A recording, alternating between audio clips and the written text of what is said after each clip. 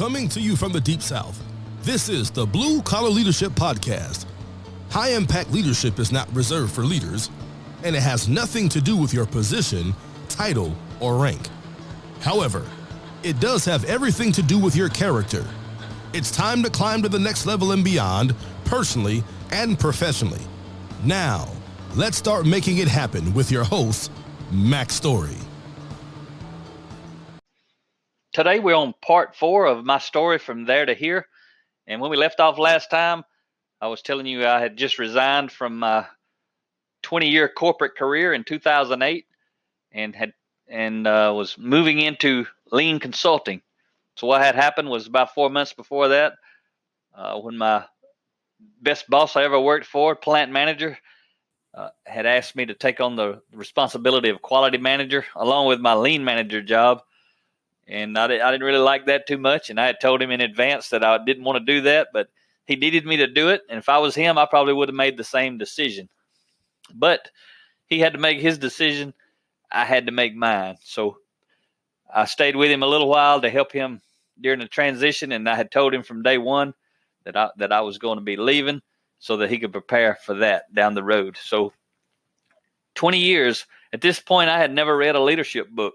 I had worked for multi-billion-dollar global companies, but not one of those companies had ever invested one penny or 1 minute in leadership development, personal growth type training for me. The stuff that I do every day, the stuff that today I have 12 books. Together, Rhea and I have 22 books. All of these books are about personal growth and leadership development, something that I had never even been exposed to or heard of in 2008. So today we're in 2018. So 10 years later, we have 22 books. In 2008, we never even heard of it yet. And so when we stepped out, or I'm talking about my story, when I stepped out in 2008 is when I actually discovered leadership content. A friend of mine had put that 7 Habits of Highly Effective People, put a 1-hour audio on my iPod in 2005. So 3 years later, 2008, I start my own business. I have my iPod plugged into my stereo, and I'm driving around looking for clients. Now that I'm starting this business, I didn't have a clue. I didn't have a plan, but I got a clue and I got a plan real quick and started putting my business plan together, what I was actually going to do, created my LLC, and started looking for clients and introducing myself and doing all those sort of things. So now I'm driving around looking for a client in 2008, in the fall of 2008. I didn't have any clients, but I was starting my own lean consulting practice from scratch. And while I'm driving, I see on my stereo, and I had my iPod plugged into my stereo, and across the screen comes 7 Habits of Highly Effective People. And I remembered 3 years prior, when my friend had loaded that 1-hour audio onto my iPod, he said, "Hey, this is a business book. I think you'll like it." And 3 years later, I'm listening to it for the first time because I remembered it. And I said, he told me it was a business book. I'm starting my own business.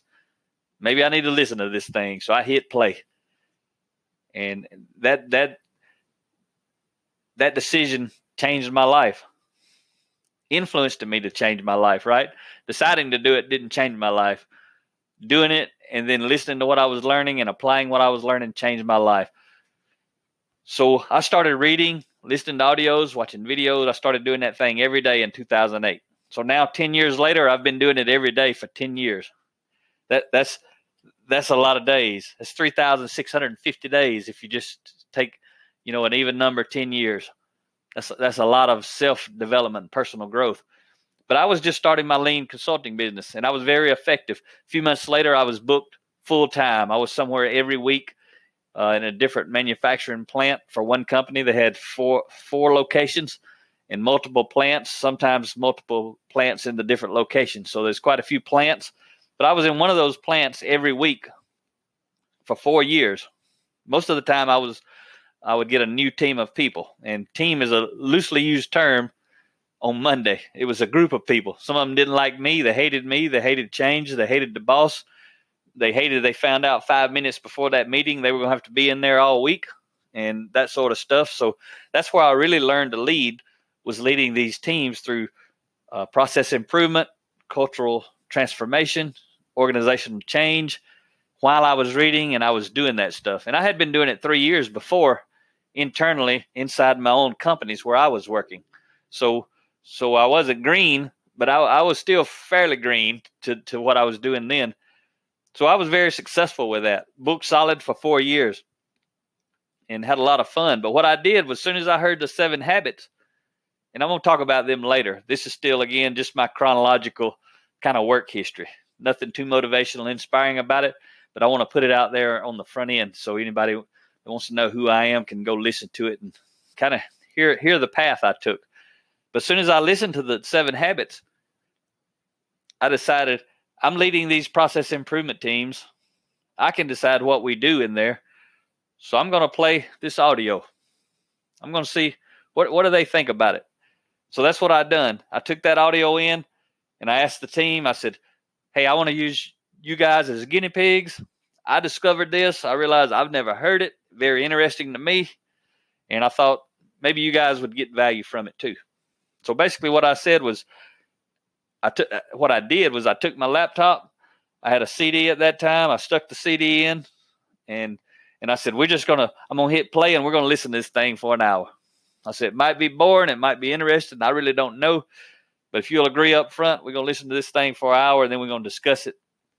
And you guys basically would determine if I'm going to use this and introduce it to the rest of my teams week after week after week, or am I going to stick it back in my pocket and not worry about it, that I'm the only one interested in it. So I played it. We all listened.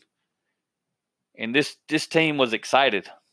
They was like, oh, yeah, we need to teach this to everybody. Everybody in this company needs to learn this. You need to start doing this in every event. So that's what I done. So for 4 years, I was always teaching leadership development, not just the 7 habits. They bought a lot of books. They bought everybody in the whole company a book.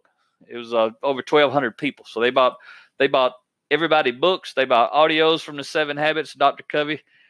And they bought videos. They bought all kind of stuff. One of the things we done there while I was there was encourage them, and they did it, to create a leadership and a lean library. So they had a huge amount of books, audios, and videos that people could check out. We used them during training, but they also let their team members check them out, kind of like a real library. They could read them, watch them, take them home, do that sort of stuff. So 4 years of leading these Kaizen process improvement teams and teaching leadership constantly. All the stuff I was reading, I was always sharing new content. And we started doing something called a lean leadership certification. So it was 1 week, 5 full days of lean development and leadership development. And it was probably 75 or 80% of it was leadership development. And only 25% or so was lean, learning about the lean tools and process improvement. It was heavy focus on leadership development. So whatever I was reading, I was just sharing it. They had the 7 habits and we would share that, but I was also sharing whatever I was reading with them. So fast forward to the end of 2012, and I decided I didn't want to do lean process improvement anymore. 4 years of talking about and teaching leadership development and seeing the people transform on the teams. Just in 1 week, the transformation was amazing. But some of these people got gung-ho and transformed their entire life at home and at work. And I saw the value that I could bring to people. I was transforming my own life. And I was getting results at home and at work. It was amazing. And to see other people do it. And then I realized I had a value. People valued what I had to say about this stuff. They valued my stories of transformation, my struggles and my successes. And most people learn more from my struggles than they did my success. So I decided at the end of 2012, I'm letting all my contracts run out. I'm quitting I'm no longer going to do lean consulting. I'm just going to do leadership development and personal growth, speaking, coaching, training, mentoring people, writing. I knew I wanted to write books. I couldn't go out and teach everyone else stuff, so I needed my own stuff. So the end of 2012, I stepped out, gave up many hundreds of thousands of dollars of income and went to zero so that I could be here with you on this podcast today. from 2012 to 2018. I didn't know I was going to be doing a podcast today, but I am. I didn't know I was going to write 12 books by this time, but I have. I didn't know Rhea was going to resign another year later and join me, and she was going to write books. And today, together, we've got 22 books. I didn't know that. All I knew was in 2008, when I hit play on that audio, I wanted my life to be better. And I thought that leadership content, personal growth and development Dr. Covey was talking about, made a lot of sense. And here we are today. So I'm going to wrap this one up, keep it kind of short again, and I'm going to look forward to speaking to you next time. Have a great day.